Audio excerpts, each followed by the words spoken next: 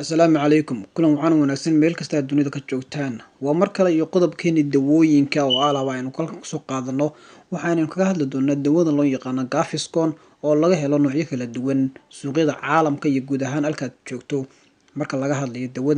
dawada Gaviscon ayaa mid loo isticmaalo laab dilaaca ama laab ololka dadka qaarkoodna u yaqaanaan laab jeexa haddaba dawadan oo loo helo noocyo kala duwan sida iyadoo kaniina iyo sidoo kale sharoobooyinka la cabo ayaynu soo qaadan doonaa waxyaabaha loo isticmaalo iyo inta jeer ee marka la isticmaali karo fadlan ku xidhnow kanaalka oo taabo subscribe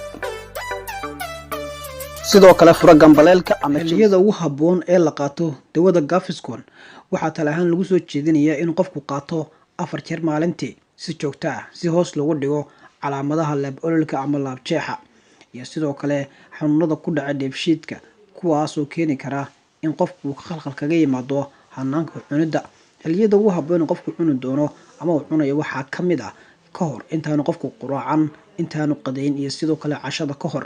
waa xilliyada macquulka ah ee la soo jeedinayo tala ahaan in haddii aad dawadan cunayso aad isticmaasho sidoo kale dawadan oo aynu sheegnay in qofku ku cuni karo 2 ilaa 4 xabbo maalintii waxa ay si quman ay hoos ugu dhigi doontaa calaamadahan soo sheegnay talooyinka kale ee la soo jeediyay waxaa ka mid ah in dawadan la calaaliyo ka hor intaan la liqin tan ayaa sare u qaadi karta waxtarka dawadan iyadoo sidoo kale hoos u dhigi karta calaamadaha xanuunada aan soo sheegnay laab ololka ama laab dilaaca taas oo qofku kaga reesan karo xanuunka uu dareemayo isla waqtigaas haddaba marka intaa laga yimaado yaa ay ka mamnuuc tahay ama aan loo ogolayn inay qaataan dawada Gaviscon waxaa ka mid ah dadyowga qaba xanuunadan soo socda aynu sheegi doono haddii qofka aanay kaliyihiisu si caadiya u shaqaynaynin ama is dhinto shaqada kaliyuhu looma ogola in qofkaas uu qaato dawada loo yaqaan Gaviscon qofka shubanka leh ayaa sidoo kale ka mid ah dadyowga qaba sidoo kale bawaasiirta iyana sidoo kale looma ogola waxaa kaloo ka mamnuuc ah dadka leh calool fadhiga ama calool istaaga iyaguna sidoo kale waa ka mamnuuc in qaataan dawada loo yaqaano Gavisconka